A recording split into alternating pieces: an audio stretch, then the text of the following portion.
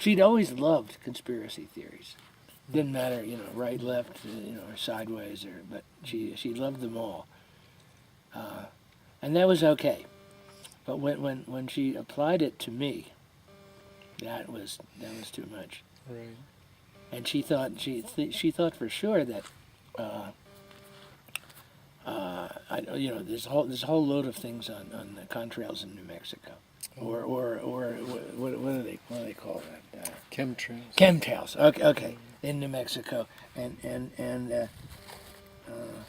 she was just sure, and I said, but yeah, well, okay, but if they're doing that, they're doing it to themselves too. Good way of putting it. But she didn't have she didn't say yes, no, or anything. She acknowledged that, okay, but she still thought there were chemtrails, and well, I didn't say that there weren't, but and she wanted me to endorse some of her things, and I can't see any reason to. I did try to investigate some of it, but I was there one day when she was with her therapist, and her therapist said she was delusional. That was, and I'm trying to be supportive, so I'm so okay. So she decided we should leave, and she never went. She never went back to the therapist. The therapist. Okay. But it's hard to be supportive of somebody who when you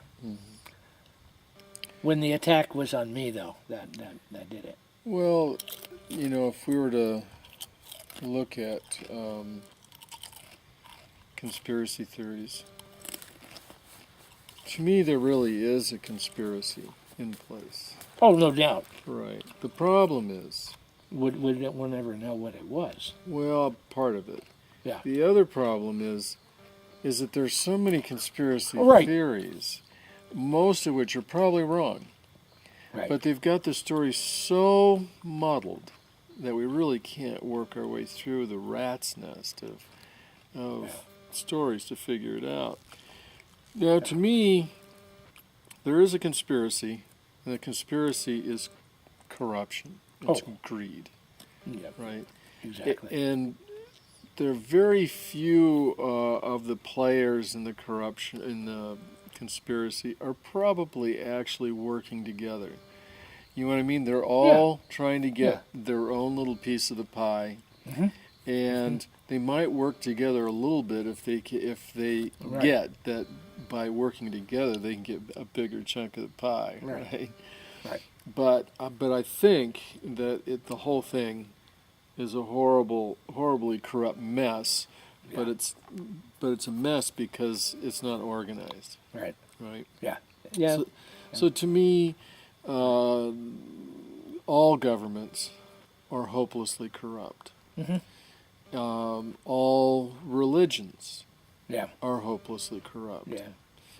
And the only thing we as contemplatives who are really intent upon enlightenment in this lifetime is we just got to figure out some way to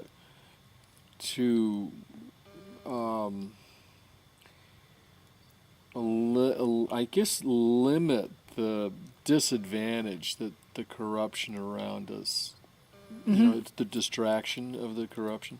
For instance, let's say if religion is hopelessly corrupt, and I'm not talking about Christianity, I'm not talking about all religions. All of them, yeah. That means that if we want to get enlightened in this very lifetime, we really do have to study religious literature, because religion really is about a path to enlightenment, right?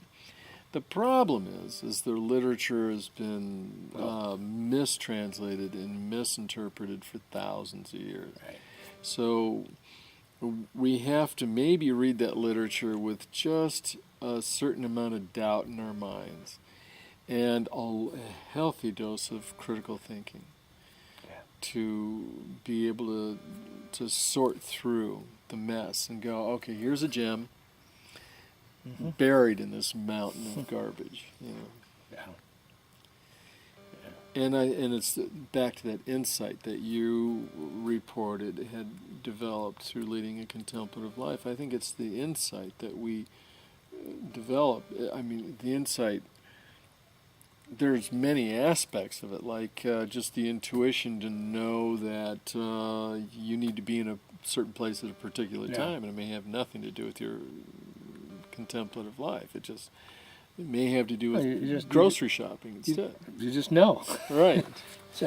So you do it, and when you discover that most of the time what the intuition seems right. I mean, Right. even after the fact, Right.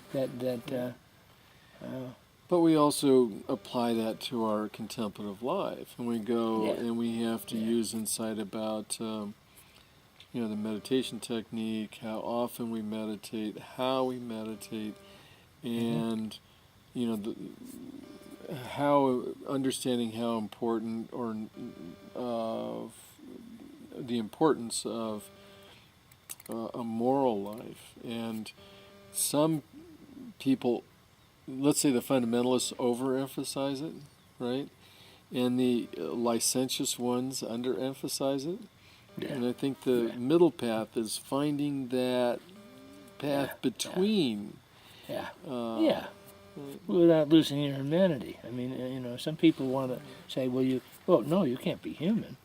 I mean, that's what it comes down to. Right.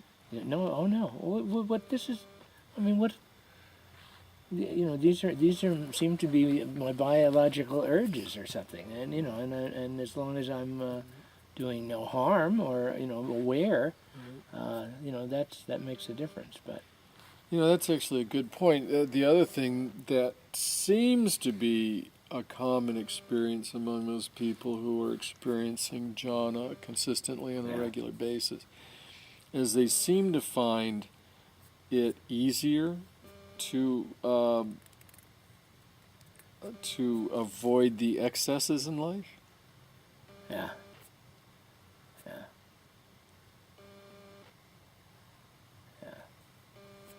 I don't know if you've noticed that or not. maybe. I mean, I don't think I've gotten involved in too many excesses. But that's it. Yeah. I mean, it's part of it. And You've been a contemplative for a long time, so I maybe you didn't even know. I don't think I even knew I was doing it. Right. I would avoid confrontations with people, even if I thought they were I didn't agree with them. I mean, what's the what's the point of provoking? A confrontation when it's not needed. Yeah. No, I mean, if there's a reason for it, that's a whole nother thing. But you have to know what it is you're doing.